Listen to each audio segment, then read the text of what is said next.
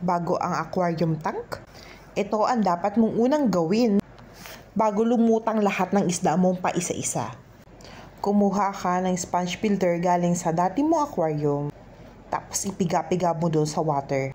Yung water ko na palayan ay galing sa gripo. Inipon ko yan kahapon. So, yung tubig na yan ay magdamag na. Tapos nga, kumuha nga ako ng sponge filter galing sa aquarium tank ko. Oo, kitang-kita mo naman lahat ng dumi niyan. Andyan. Pero ang mahalaga dyan ay kukunin natin ang beneficial bacteria na makakatulong para hindi lumutang yung isda mo. Maganda nga naman kapag clear water, di ba? At syempre, natapos natin yon, hihintayin lang nating humupa yon. Bababa lahat sa floor, lahat ng dumi. At syempre, naka-record tayo ngayon. Mag-feeling masipag tayo. So, gamit ko nga pala yung isang filter na galing doon sa kabilang aquarium ko. Ilalagay ko dito. Ang bala ko kasi medyo maliliit na isda ang ilalagay ko dito. So, mas prefer ko yung sponge filter kesa yung sump filter. Magkaiba po yun.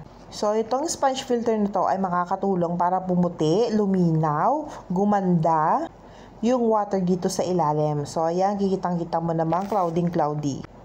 So, ayan nga, syempre, mag-feeling na masipag tayo dito sa parte na to. Kailangan nating malinis lahat para naman hindi fingerprints yung makikita natin kapag nag-view tayo sa aking tank. Ayan nga naman. So, ayan nga, makikita mo, madami na akong fishes. Nagsimula lang ako sa isang beta. Nanganak yung beta ng 10 aquarium. Joke. So, ayan na, bumaba na lahat ng dumi. Konti-konti yan lilinaw. At mamaya yan, lalagyan na natin ng stone.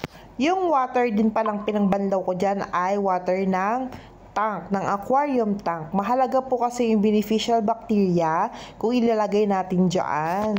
Mas good po kasi sa ating fishes yun. So, yun, makikita mo dito sa video na to ay medyo cloudy pa yung water. Nilalagyan ko siya ng stone. Kaya kayo kung magpapalit kayo ng water, mas maganda na ayusin ninyo yung water na pinagkuha na pwede nyo pa kasing gamitin. So, ayan, kitang-kita nyo naman, luminaw na yung water. After 5 hours, luminaw na siya ng ganyan. Oo, may katagalan din talaga siya bago luminaw. Yun ang totoo. So, ayan, syempre lalagdagan natin ng water at ilalagay na natin ng fish. Nilagyan ko nga pala ng aquacure yan, no? Ayan, paunti-unti. Hindi ko na na-video lahat. Yan na siya, pakunti-kunti ko nang nililipat lahat ng mga fishes ko dito sa tank na to. So, yan na siya ngayon. Yan ganong diskarte. Ito naman, buhay na buhay lahat ng fishes ko. At alam mo ba, ang isang sekreto, kung magpapakain kayo ay yung sapat na dami na kaya lang kainin ng fishes nyo. Ang maduming tubig sa aquarium ay maaaring ikamatay ng isda nyo. Yan, happy viewing! Sana may tutunan kayo sa simpleng video na to. At sana dumami ang mga katulad kong na-addict na sa isda. Huwag kalimutang i-follow and share this video. Babush!